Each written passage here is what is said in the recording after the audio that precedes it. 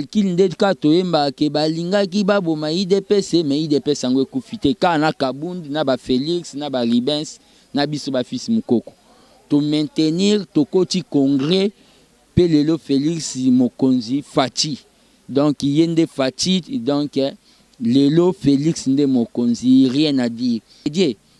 Point d'interrogation, c'est-à-dire tant que leader il faut zanao ba bengi en politique ba benga ngo des décisions impopulaires. Akoka kozwa décision mususu oyo ekoyoko zalake et c'est pelisi batute mais ayebi eloko nini ekoya donc décision autorité wana pona batumo boyeloko la bazo maîtriser aéroport, bazo maîtriser espace aérien non. Donc corps biso tout ozo zela aya to tchena mabele et permettre na maman Marthe à tellement na sendenge tradition africaine et sengaka. C'est ce que nous voulons. On peut déclarer Tshisekedi héros national. Ce qui ngano to sa l'émission lelo avec toute liberté. Ce qui lelo batuba o ganga na TV makambu ya démocratie c'est grâce à Tshisekedi wana. Abetata toujours moko ye moko ye moko. Ce n'est pas un président du peuple. Il est déjà affaibli. Il part bientôt. Donc depuis longtemps, Otobanda penza kalakala wana tisiko na s'occuper na président Joseph Kabila te. On s'occupe na Kabila. C'est un dictateur qu'on est en train de déboulonner. Tshisekedi pas déboulonner mon bout. Ça a pris des temps. À côté de Kacho Misusu Yabanyo, on se comprend. On est en Kabila est déjà affaibli. Vous ne sentez pas? Il a la légitimité. Kabila est affaibli.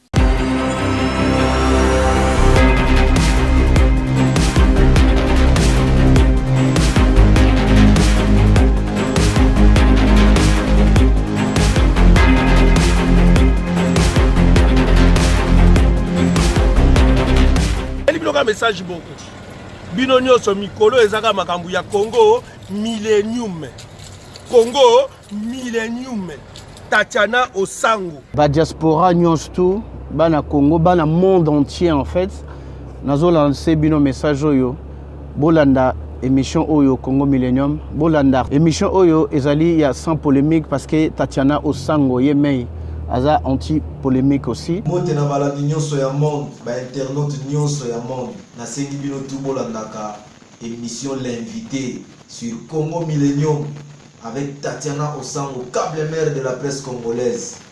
C'est une émission qui parle de la culture, du sport, de la politique, do elobela nyonso. Émission l'invité sur Congo Millennium. Mbote na bino bandeko balandi ya Congo Millennium na yebi ke bozali penza ebele scotché branché pona kolanda penza émission bolingaka mingi l'invité sur www.congomillennium yangwana penza lelo to zongi isusu pona koyamba mwana mboka fils Mukoko oyo azali moko pe ya bayi UDPS to sola na ema solo par rapport ya matali UDPS to sola pe matali et puis to sola pe matali politique na République démocratique du Congo. Mbote na yo mwana mboka fils Mukoko. Mbote Tatiana.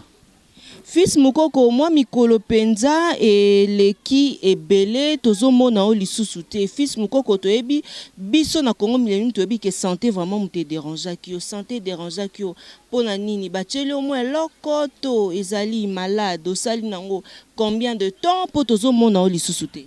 Bon, merci beaucoup Tatiana nde boyo komona nga na ndaku. Bon, il s'est fait que pendant la semaine, il y a les 8 et les 9 combattants à Bissomoko, comme maître Evariste Kouete Kalala, côté là qui est nandaku ba l'évacuer, qu'on enlevé ba l'évacuer jusque là ça n'a porté disparu, tinde na zolo baboye.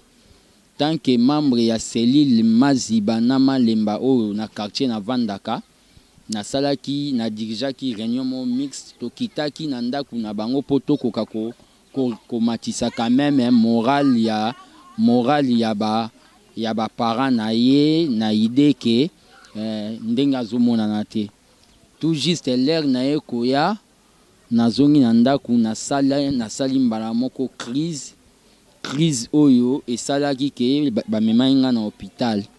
Bon, komema bamemi nga na hôpital, il s'est fait que les médecins ayaki constaté que naza na ba syndrome ya tuberculose, hein? A constataki yango. Bon, il y a là une surprise parce que avant que nazala nommé par l'effet président Tshisekedi, au moins l'effet na la président parlement de Bundenge Tolobaka sans mégaphone nazwaka pe batashi wana ya nini l'effet ya koloba. Mais nalandaka kir normal pas l'air na sisi kir bayembala moko kozwa ba nommé ngai. Mais mon médecin a ibsenga que il fallait nazwa repos il y a au moins 3 mois, mais tellement que président nommé je devais être na opération et consort. Na banda coopération même médecin nga ibsenga que au salara rechite. L'air na kokotana na sai ba forte fièvre ba meminga na hôpital na meli ba aspirine ezo simbate médecin yo loba non au sali rechite. Loko la fois passée aux ka traitement ya 6 mois mbalo yo okozwa ya 8 mois, c'est-à-dire 2 mois ya chaque jour tonga, après 6 mois ya ba comprimé normal. Oh, déjà avec les moyens qu'on a nasi na bandaki na idée que na koka déjà naza déjà sous opération apeki singape ko sala meeting ko zala beaucoup plus place ya makelele ya ondo mona bengi bino même awa na boy que tout ça émission na permanence place à makelele. Bon maladie wana eza dit bon batu misu ba komona ngo eza maladie moko pour l'information batu Nelson Mandela pa bela kango.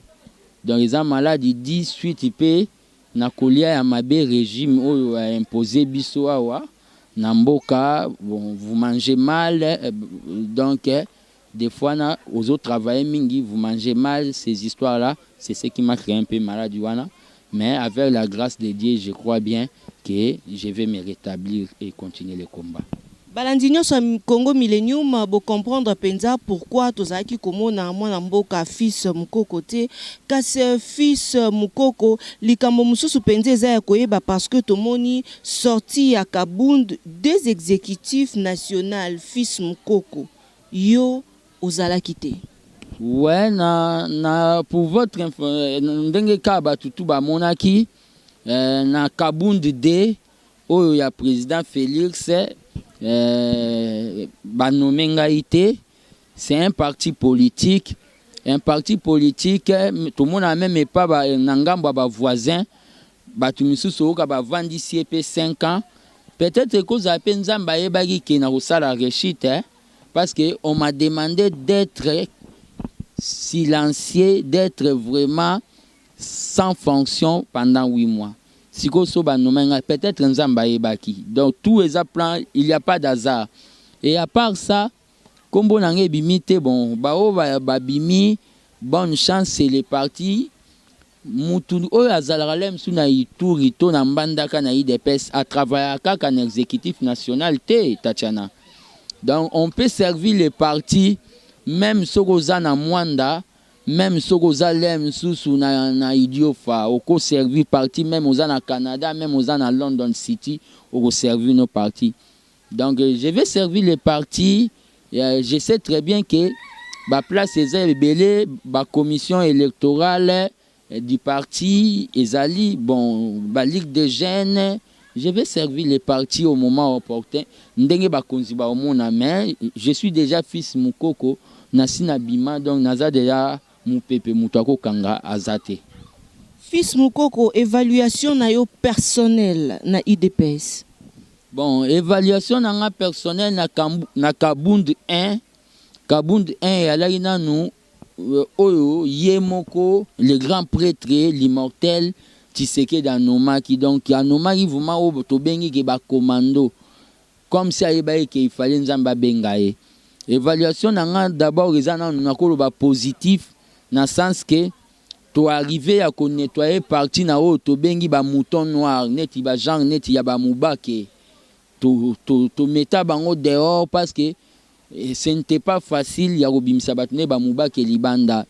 Évaluation na nga lisusu ezali ke malgré bakalkile nde ka toyembaka ke balingaki baboma IDPS me IDPS yango ekufi te kaka na Kabundi na baFélix na baribens na biso bafisi mokoko to maintenir tokoti congrès mpe lelo Félix mokonzi Faci donc ye nde Faci donc lelo Félix nde mokonzi rien à dire.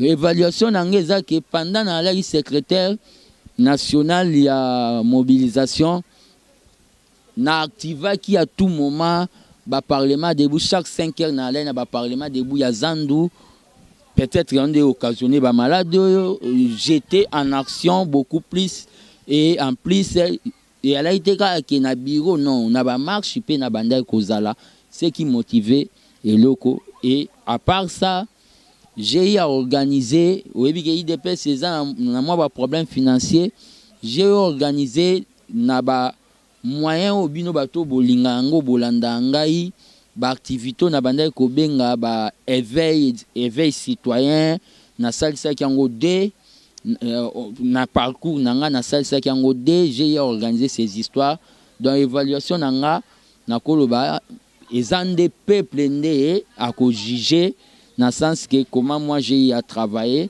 Donc j'étais vraiment, je n'étais pas dans les bureaux, j'étais beaucoup plus dans les terrains pour conscientiser les peuples kande balobake, peuple ignorant donc ezamawamingi donc sans connaissance quoi. J'étais beaucoup plus na opesa peuple connaissance et éducation civile. Évaluation est positive selon ngai, mais c'est à vous aussi de juger. Soki penza fils mukoko balobi te otala penza président Faci en face opesa e penza toli tope conseil na lokote ya Lifalansa moko to mibale conseil nini oko opesa e? Ouais, le problème qu'il y a c'est un homme, c'est mon président avec tous les respect et l'obité que okoyokoloba na mutu boye soki vraiment tant que combattant na ko pesa na président nanga Faci Félix candidat à la présidence na kopesa conseil ya liboso conseil na opesa ezali ifazala na oba bengi matoi mibale donc matoi mibale IDPS eza parti ya bato ebele soki mutu aye koloba ke Tatiana alobi boye avant ye a validé yango il faut mutu wana avanda ye na Tatiana alobango liboso a Tatiana po oya ya koloba lobe eza vérité. C'est comme ça que le président Tshisekedi fonctionnait. Sauf Faci aza bongo akokase déjà basongi. Deuxième eloko o nako loba netike nako pesa Faci comme conseil ezali ke na moment o IDPS ezolinga sa refondation nango azala na o babengi la voix du peuple, c'est la voix de Dieu, mais la voix du peuple n'est pas toujours la voix de Dieu. C'est-à-dire, oh, kaka biso ba combattant tokoloba ye tant que papa et l'obité que yangon des a vérité. Parce que batunara batuke entre Barabbas na Jésus, peuple ponara et ponara Barabbas. Tokoloba waneza la voix de Dieu. Point d'interrogation. C'est-à-dire tant que leader, il faut zanao ba bengi en politique, ba benga ango des décisions impopulaires. Akoka kozwa décision mususu oyo ekoyoko zalake et sepelisi batute mais ayebi eloko nini ekoya donc décision autorité wana. Donc conseil on a opesa jusque là yangwana pe disponibilité hein. Azala disponible à tout moment akase ba biloko o batu bayaka kosala neti mwa miti moko boye batu ya entourage azala disponible na peuple okomona lemsu mutumo ya musunya bata ya lagom ya makolongulu yenda ko ya kopesa yo information ke balingi baboma yo azala o babengi wa humble donc motopamba donc conseil on a kopesa Faci yangwana. Fils Mukoko tokoliki ate penza e kwei na matoi ya fachi penza kasi likambo susu penza eza likambo ya kotuna lelo toko kaka te bino bayi UDPS na bayi libota boyokani deja po na rapatriement ya corps ya le Mahatma ndenge moto moko abengaka ye Feu Etienne Tshisekedi que corps na ye ezokomela biso a na ville province ya Kinshasa déjà le 30 juin. Est-ce que likambango passé to ko kaka te moko ko okela muki moko ko mone lali l'air moko qu'est-ce qui se passe? Ouais, Makambuya c'est le Makambuya corps ya président Tshisekedi, c'est le pouvoir en place qui ne veut pas, c'est le pouvoir en place ndé azui yango comme un arme moko boye pour faire andimisa biso buzoba, c'est-à-dire andimisa biso ko kufa ensemble. Que ton dimato kota na pouvoir na bango. Corps a fait Tshisekedi, le président héros national, c'est un Congolais, c'est obligatoirement corps wana ifeko et na Congo. Mais ce qui pouvoir comme komona ke azwango neti mo eloko mo là personnellement nazo mona tina on ne peut pas céder na oeza ya mboka pona batumo boylokola bazo maîtriser aéroport, bazo maîtriser espace aérien non. Donc corps biso tout ozo zela aya to na mabele et permettre na maman Marthe atelema na sendenge tradition africaine et sengaka. C'est ce que nous voulons. Lokola bango baza ba inhumain et comme lelo ya et comme lobby mututu akufaka. Est-ce que yo le gozo sala bongo yebi yo mukologo kufa ya yo koza ndeni ni point d'interrogation. Donc makambo ya corps président na état o na zali tatiana na kolobela ngo vraiment moi trop tétalara comprendre kaka. Kasi fils Mukoko to bamwalika mosusu penze osala mwa nungu pe na bayo balandaka biso libanda mboka balobi te tango bino ba UDPS bolobaka penza likambo te héros national Tshisekedi bobengaka héros national na qualité ya nini na qualité ya nani parce que ye pe azali parmi bato pe bakomisi biso na situation oyo. Non Tatiana bakomisa biso na situation oyo te. Bato Tshisekedi a commis cette situation. Moi j'ai pédé, ce sont des gens il faut battre leur tir. Tshisekedi avait proposé, il a travaillé avec Mobutu. Nako proposé au makambu que tout ça la démocratie yo lingi tout ça la monopartisme. Tout ça la boye to appliquer manifeste de l'encelé yo lingi au sala ke ba betelo dialelo. Et yanga nini na kachiwana. C'est pour ça que Tshisekedi a commencé son opposition. Ça, c'est un point. Héros national, pourquoi on peut déclarer Tshisekedi héros national? Ceux qui ont notre l'émission Lelo avec toute liberté, ceux qui Lelo Batouba Ganga na TV, Makambuya démocratie, c'est grâce à Tshisekedi wana. Tatiana Namboko Batouba Bandai ko banga même photo à Mobutu na Miranda ku bazana kacha ndaku ndaku kangama balobi loba malembe ba okanga biso pas ba agent de renseignement. Mais Tshisekedi a buka yango. Mobutu a imposé même batu tenir ya kolata costume. Tshisekedi a kita alata cravate. Alobi que tu peux pas ko kanga batu na liberté ya kolata Tshisekedi. Donc Tshisekedi c'est un héros national, c'est un so ba papa wemba bazo bimsa ba héros soki héros national non. Il est héros national dans le domaine politique. Ça, ce n'est pas débat motoko sala. Et puis, tous en a besoin que M. Kabila Ndé aya ko déclarer Tshisekedi héros national. Non. C'est le peuple congolais Ndé na mitema na bango ayebi que Tshisekedi c'est un héros national. Bozela mukolo ebemba Tshisekedi koya. Hein? Omoni mukolo ebemba Tshisekedi koya, même chemin de la croix mukolo yezu va memisaka ye croix. Na ebité et kozala mapasa. Donc mukolo ebemba Tshisekedi koya et kozala mapasa na mukolo ba memisaka Jésus croix ba mama bazolela na nzela quoi. Et kozala somo na ebisio na ebité. Il faut to senga ba aide na ba pays voisins na cadre ya ba mamuneti ya ba croire pour ekozala danger. Donc on a perdu quelqu'un qui a osé dire à un maréchal, le roi du Congo, le roi d'Isaïe, que ça suffit. Pe maréchal atangisi menga leli Mobutu. Bao tout bao lobo ba Kabila o baza bilote. Ba Kabila biso nde to s'occuper na bango. Même ezo umela to s'occuper na bango. Talaka kana eta na nga ya malade. Vraiment nazwaki ta pas même ya kokende matanga ya Rossi. Nazwaki pas même ya kokende matanga ya Rossi. Donc na eta na nga malade vraiment so bomona ingate parce que j'étais malade ya onde na ya quitté. Donc depuis longtemps to banda penza kala wana ti siko na bo s'occuper na président Joseph Kabila te. On s'occupe na Kabila, c'est un dictateur qu'on est en train de déboulonner. Tu sais qu'il pas déboulonner Mobutu, ça a pris de temps. À côté ba kaso misusu ya banyo kas ozo comprendre. On est en Kabila est déjà affaibli, vous ne sentez pas? Il a la légitimité, Kabila est affaibli. Kolanda tendenga le kana ba soda wana.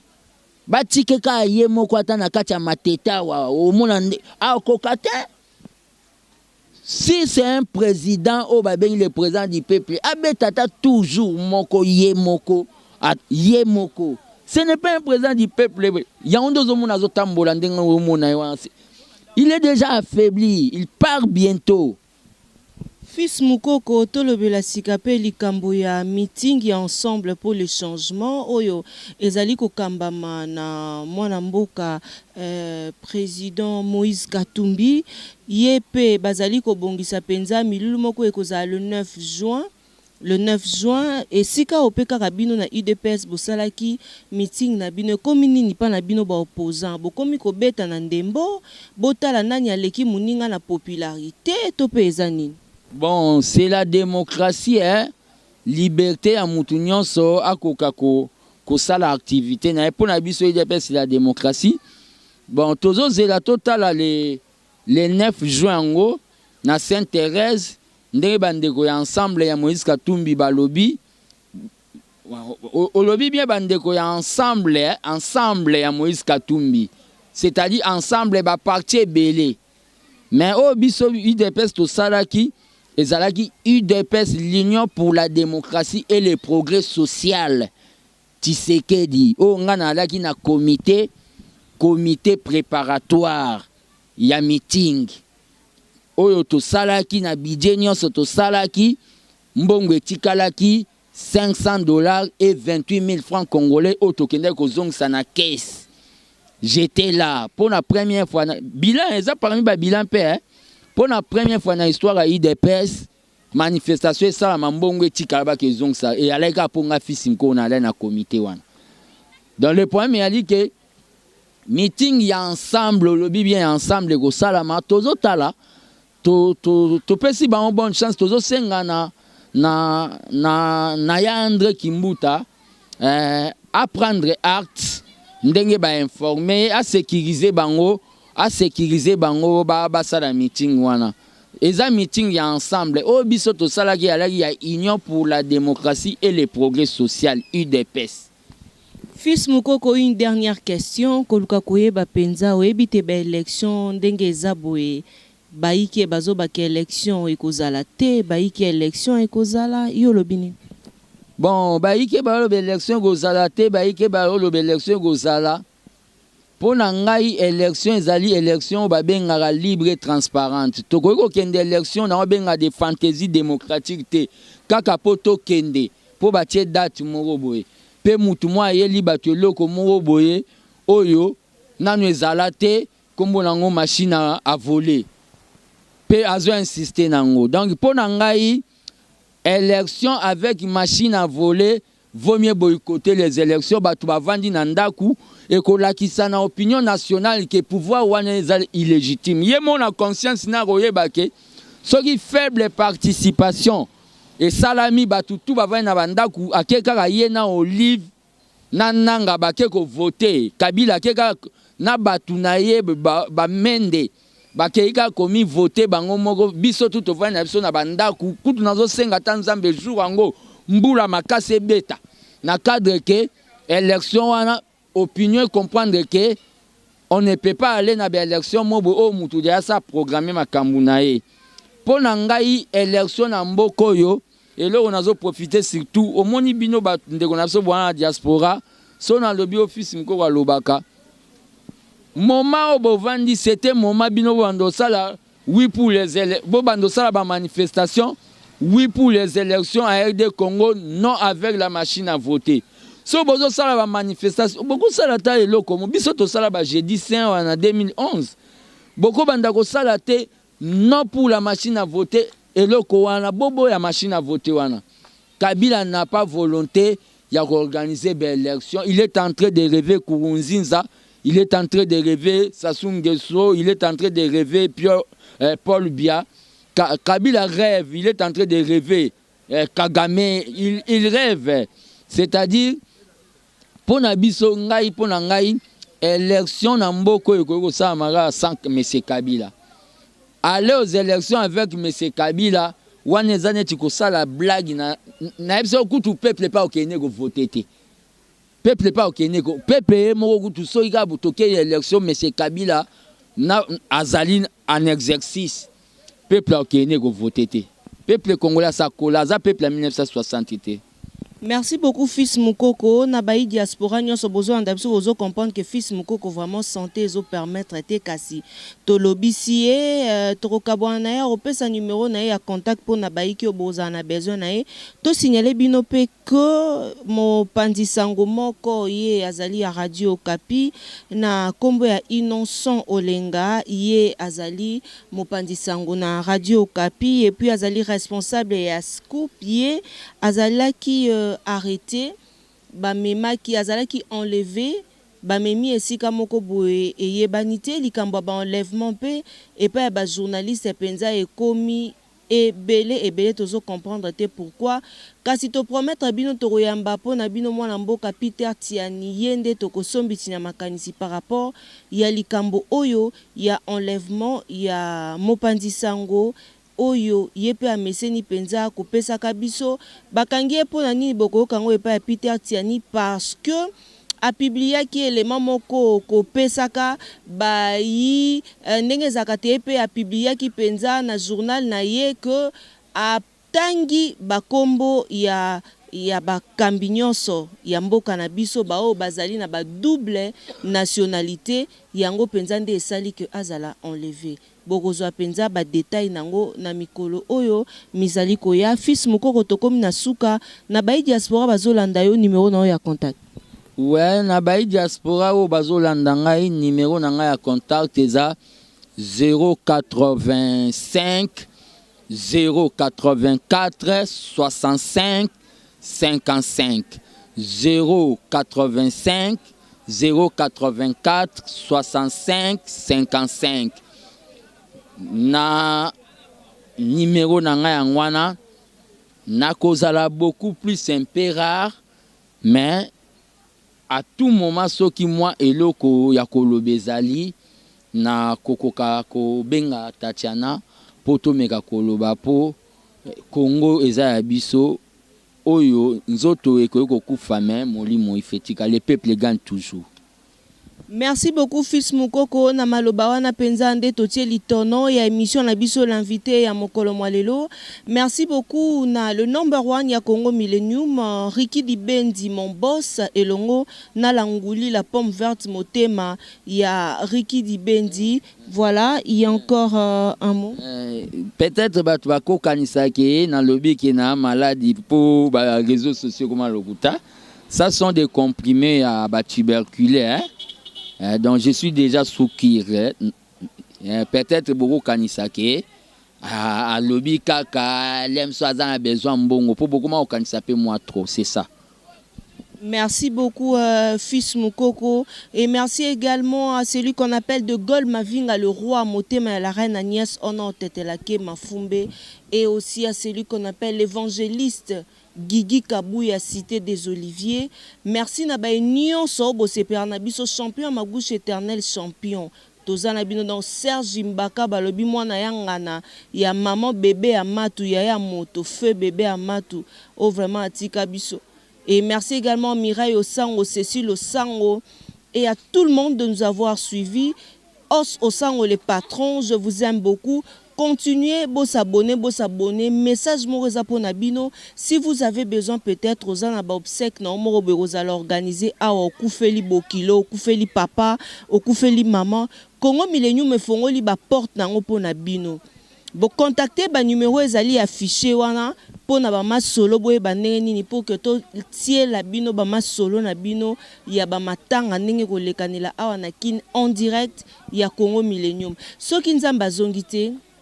Retrouvez-nous prochainement. Eric Lusando, le noble Nebi Golingarana Lobaboy. Et joyeux anniversaire déjà à mon fils, Bonheur Emmanuel. 8 ans, mon fils, je t'aime beaucoup. Bon anniversaire. Tika été nion sur malam vraiment à partage. Il y a Vinayo. J'ai besoin. Il y a moi m'appelle Nabino Cécile le sang au Bikara Bonheur en a besoin. Ceux qui nous ont bazongité, retrouvez-nous prochainement. Na numéro Moussousou et puis toujours na Congo Millennium, Bobo Tobondeko Eko Bakorenye na Mabota Mabino. Allez, au revoir.